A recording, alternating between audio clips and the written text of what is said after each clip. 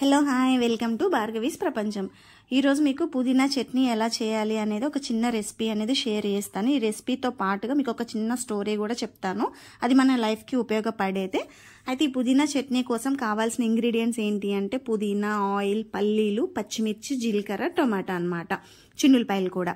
So ఇవన్నీ ready చేసి పక్కన పెట్టేసేసుకొని ఒక ఆయిల్లో ఫస్ట్ ఏం చేయాలంటే పల్లీలు, పచ్చిమిర్చి వేసి కొంచెం జీలకర్ర కూడా వేసేసుకొని వేంపి పక్కన పెట్టుకోవాలి. తర్వాత టమాటాలు కూడా కట్ చేసుకొని వాటిని కూడా మంచి బ్రౌన్ షేడ్ వచ్చే వరకు వేంపి పక్కన పెట్టుకొని నెక్స్ట్ పుదీనా కూడా వేంపి గ్రైండ్ చేసి పెట్టుకోవాలి. అయితే ఇదంతా జరిగే ప్రాసెస్ గ్యాప్లో నేను మీకు స్టోరీ చెప్తానని చెప్పాను కదా, ఆ స్టోరీ అనేది మీతో షేర్ చేసుకుంటాను. ఈ స్టోరీ మీరు అనుకోవచ్చు ఎందుకు వినాలి అని చెప్పి, బట్ ఇది ఎవ్రీ పర్సన్ లైఫ్లో ఉపయోగపడే స్టోరీ అన్నమాట. ప్రతి ఒక్కరికి తెలివితేటలు ఉంటాయండి, కానీ ఆ తెలివితేటల్ని ఎప్పుడు ఎక్కడ ఎలా వాడుకోవాలి అనేది తెలిపే స్టోరీ అన్నమాట. సో ఇప్పుడు నేను స్టోరీ చెప్తాను, కొంచెం ఓపిక్గా వినండి, ప్రతి ఒక్కరికి ఉపయోగపడుతుంది. సో స్టోరీ స్టార్ట్ చేసేస్తున్నాను. ఒక గిన్నెలో కొన్ని నీళ్లు ఉంటాయండి, ఆ నీళ్ళల్లో ఒక కప్ప దూకుతుంది, దానికి తెలియకోకుండా దూకేస్తుంది. ఆ దూకి నీళ్ళల్లో నుంచి బయటకి రావడం చేయకోకుండా మంచి నీళ్ళలోనే ఉన్నాను కదా, నాకేమైంది అని చెప్పేసి మంచిగా ఎంజాయ్ చేస్తూ ఉంటుంది ఆ నీళ్ళల్లో. అయితే ఆ నీళ్ళల్లో కప్ప ఉంది అని తెలియకుండా ఒక పర్సన్ వచ్చి ఆ గిన్నె ఎక్కడ ఉంటుంది అంటే స్టవ్ పైన ఉంటుంది. ఆ స్టవ్ని ఏం చేస్తాడు, ఒక పర్సన్ వచ్చి అంటిస్తాడు. ఈ కప్ప ఉంది అని తెలుసుకోకుండా అంటించేస్తారు.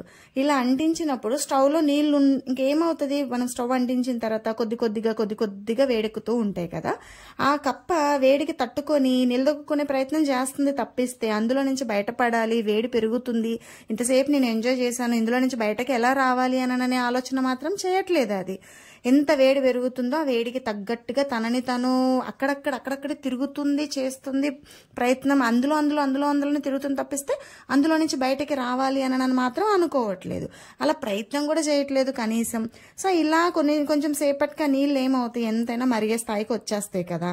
అలా వచ్చిన తర్వాత దానికి అప్పుడు ఇంకా అమ్మో ఇంక నేను ఈ వేడిని భరించలేను, నా వల్ల కాదు, ఇక్కడి నుంచి దూకేయాలి ఎలా అయినా సరే అని ఒక నిర్ణయం తీసుకునిద్ది అనమాట. కానీ అప్పటికి ఏమైంది, చాలాసేపటి నుంచి అది నీళ్ళలో తనలాడుతూ దాని ఓపిక మొత్తం కోల్పోతుంది. అలా కోల్పోయిన దానివల్ల అది అందులో నుంచి బయటకి పడలేకపోతుంది. కొంచెం సేపటికి ఆ కప్ప మరుగుతున్న నీళ్ళలోనే చచ్చిపోయింది అనమాట. సో ఈ కప్ప చనిపోయింది అని మనకు బాధ అనిపిస్తుంది, కానీ ఆ కప్ప చనిపోవడానికి కారణం ఏంటి అని మనం ఆలోచిస్తే మనం ఏమనుకుంటాం, ఆ మరుగుతున్న నీళ్ళ వల్లనే అది చనిపోయింది, ఆ నీళ్ళలో పడకపోతే అయిపోయేది అని మనం అనుకుంటాం.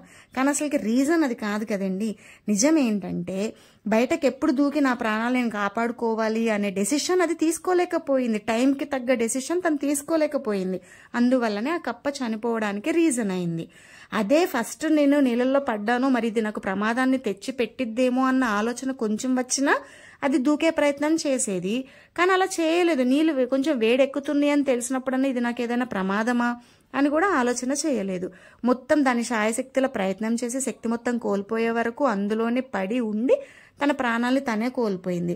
సో ఇలానే దేంటి అంటే తనకి ఎప్పుడు అందులో నుంచి బయటికి రావాలి అనేది తెలుసుకోలేని సామర్థ్యం ఉంది కాబట్టి తన ప్రాణాలు కోల్పోయింది. ఇలాగే మనం కూడా ఇందులో మనుషులా కప్ప అని కాదండి, మనం కూడా ఇంతే. ఆ కప్పలాగానే మనం కూడా మన ఫ్రెండ్స్ ఉంటారు, రిలేటివ్స్ ఉంటారు. అయితే వీళ్ళందరూ సమయానికి తగ్గట్టుగా వాళ్ళవి మనకి రుద్దుతూ ఉంటారు, మనం కూడా వాళ్ళ కోసం సర్దుకొని ఉండక తప్పదు. కాబట్టి ఒక సమస్యను ఎంతకాలం మనం భరించాలి, ఎప్పుడు భరించాలి, ఎన్ని రోజులు భరించాలి, ఎవరిని భరించాలి అనేది అది మన డెసిషన్ మీదనే ఉంటుందన్నమాట.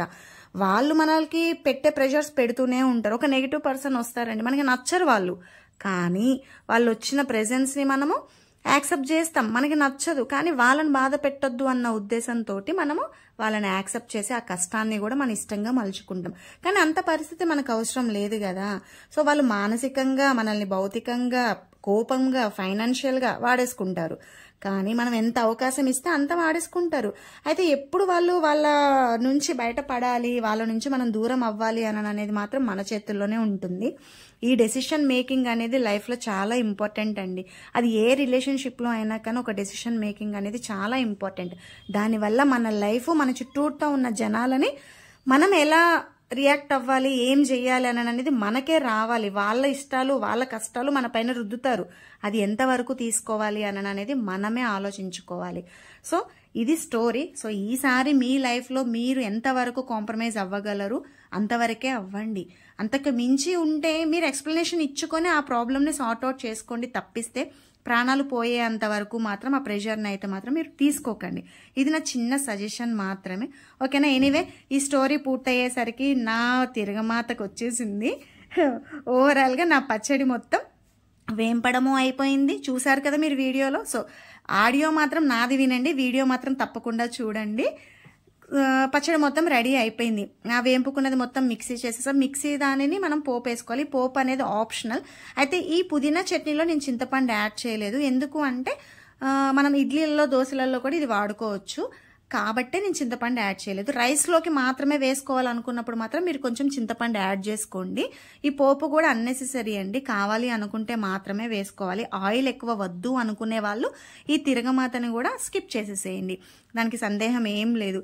సో ఈ పుదీనా పచ్చడి వచ్చేసేసి మీరు దోశల్లోకి, ఇడ్లీలోకి, చపాతీలోకి, రైస్లోకి కూడా తినొచ్చు. కాకపోతే పులుపు అనేది టమాటాలు మనం ఎక్కువ వేసుకుంటే పులుపు వచ్చిద్ది, కానీ నేను టమాటాలు ఇవి కూడా చాలా తక్కువే వేసాను. ఎందుకంటే నాకు ఇది టిఫిన్స్లోకి కావాలి అని అనుకున్నాను కాబట్టి నేను క్వాంటిటీస్ తగ్గించి వేసుకున్నాను. చింతపండు కూడా యాడ్ చేయలేదన్నమాట. సో ఇది నా పుదీనా రెసిపీ. ఒకసారి మీరు కూడా ట్రై చేయండి, బాగుంటుంది. పల్లి చట్నీలతోటి బాగా ఎక్కువ ఫ్యాట్ వెళ్ళిపోతుందని భయం లేకుండా ఇలా ఒకసారి ట్రై చేయండి. Thank you for watching. Please subscribe.